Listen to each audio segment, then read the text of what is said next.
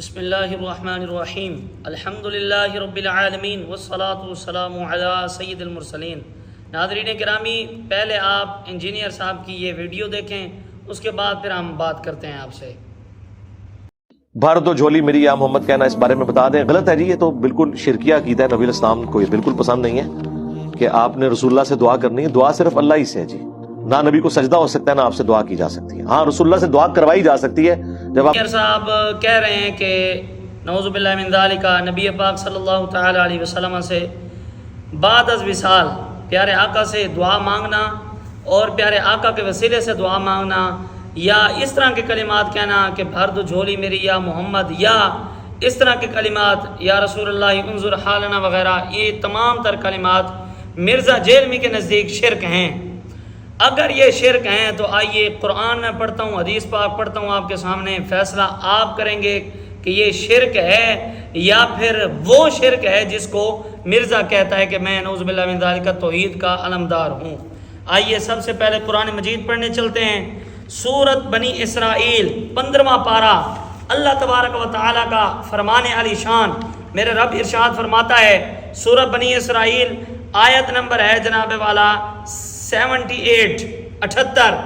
اللہ رب العزت ارشاد فرماتا ہے، عَسَىٰ أَن يَبْعَثَكَ رَبُّكَ مَقَامًا مَحْمُودًا۔ یا رسول اللہ صلی اللہ تعالیٰ علیہ وسلم، قریب ہے کہ تمہیں تمہارا رب ایسی جگہ کھڑا کرے جہاں سب تمہاری حمد کریں، حمد بمانا تعریف کریں۔ آئیے، چونکہ مرزا صاحب تفاسیر کو مانتے نہیں، مرزا صاحب کہتے ہیں کہ تفسیروں کو میں مانتا نہیں ہوں کہ چونکہ اس کی وجہ بھی کہتا ہے کہ یہ جو تفسیریں ہیں یہ تمہاری اپنی طرف سے گھڑی ہوئی ہیں، تفسیریں اپنی طرف سے گھڑی ہوئی ہوں گی، لیکن صحیح بخاری اور صحیح ستہ کی جو 6 کتابیں وہ تو ہماری اپنی گھڑی ہوئی نہیں ہیں، ان کو مانے گا تو؟ اگر تو ان کو مانتا ہے تو پھر میں صحیح ستہ کی حدیث سے آج تیری تھوڑی سی رد کرتے ہوئے تیری اللہ معاف فرمائے اپنے نبی کے صدقے تھوڑی سی طبیعت تیری سیٹ کرتا ہوں۔ نبی پاک صلی اللہ تعالی علیہ وسلم کے فرمان کے مطابق یہ جو مقام محمود ہے، مقام محمودہ، قرآن پاک کی اس آیت کریمہ سورہ بنی اسرائیل آیت نمبر 78، یہ جو لفظ ہیں مقام محمودہ کے، ان میں علماء کرام کا، مفسرین کا اس بات پر اتفاق ہے کہ مقام محمود سے مراد شفاعت کبریٰ ہے۔ ناظرین گرامی، خاص طور پر انجینئر صاحب، شفاعت کی 2 قسمیں ہوتی ہیں، شفاعت صغریٰ اور شفاعت کبریٰ۔ جو شفاعت کبریٰ ہے اس سے پوری دنیا، خواہ وہ مشرکین ہوں، کافر ہوں، اور اسی طرح عیسائی ہوں، یہودیوں، کوئی بھی ہو، سارے کے سارے میرے اور ان سب کے آقا مولا صلی اللہ تعالی علیہ وسلم کی شفاعت سے مستفید ہوں گے۔ اب جو تو یہ بات کہتا ہے کہ نعوذ باللہ من ذالک نبی علیہ السلام سے تو مانگنا، نبی علیہ السلام کے وسیلے سے مانگنا یہ تو شرک ہے، پھر مجھے تو بتا، صحیح حدیث تو تجھے سناتا ہی ہوں میں، مجھے تو بتا قیامت کے دن جب اللہ تبارک و تعالی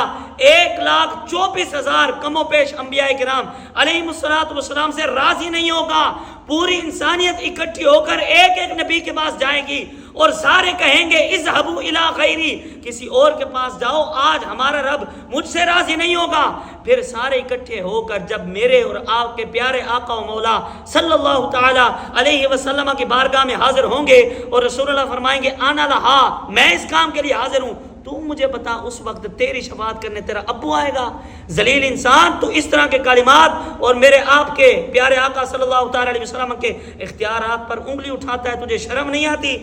حدیث پاک سناتا ہوں تجھے، بسم اللہ الرحمن الرحیم،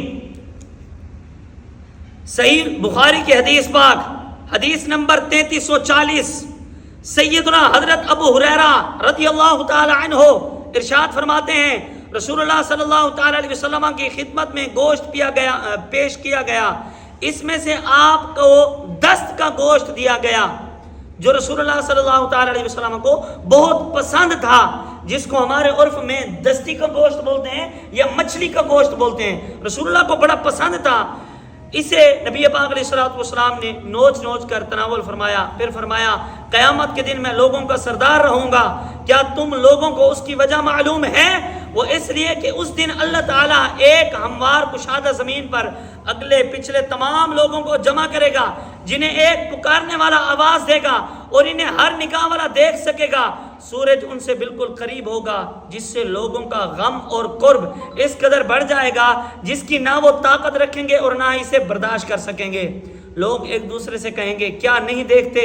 کہ تمہاری مصیبت کہاں تک پہنچ گئی ہے؟ ایسے شخص کو کیوں نہیں دیکھتے جو تمہارے رب سے تمہارے لیے شفاعت کرے؟ تو بعض لوگ بعض سے کہیں گے کہ آدم علیہ السلام کے پاس چلیں، لہذا لوگ آدم علیہ السلام کے پاس آ کر عرض کریں گے کہ آپ ابو البشر ہیں، اللہ تعالیٰ نے آپ کو اپنے ہاتھ سے پیدا کیا، اپنے حکم سے، کن فیکون سے آپ کے اندر اپنی روح پھونکی، فرشتوں کو حکم دیا جنہوں نے آپ کو سجدہ کیا، لہذا آپ ہمارے لیے اپنے رب سے شفاعت کر دیجئے۔ کیا آپ ہماری حالت زار کو نہیں دیکھ رہے ہیں کہ ہمیں کتنی مصیبت لائق ہے؟ آدم علیہ السلام ان سے کہیں گے کہ آج میرا رب ایسا ناراض ہے اور اتنے جلال میں ہے کہ اس سے پہلے نہ تو ایسا غصہ ہوا اور نہ کبھی ایسا غصہ ہوگا۔ یقیناً اس نے مجھے ایک درخت سے منع فرمایا تھا لیکن میں نے اس کی نافرمانی کی، آج میری ذات کا معاملہ ہے، نفسا نفسی کا عالم ہے، تم لوگ کسی اور کے پاس جاؤ۔ یوں کرتے کرتے سارے لوگ ہر نبی کے پاس جائیں گے، جب پہنچیں گے نا میرے اور آپ کے پیارے آقا صلی اللہ تعالی علیہ وسلم شفیع امت اور نبی پاک علیہ الصلوۃ والسلام کی بارگاہ میں جا کر جب لوگ اپنی یہ حالت پیش کریں گے، پیارے آقا صلی اللہ تعالی علیہ وسلم ارشاد فرمائیں گے انا لہا انا لہا انا لہا،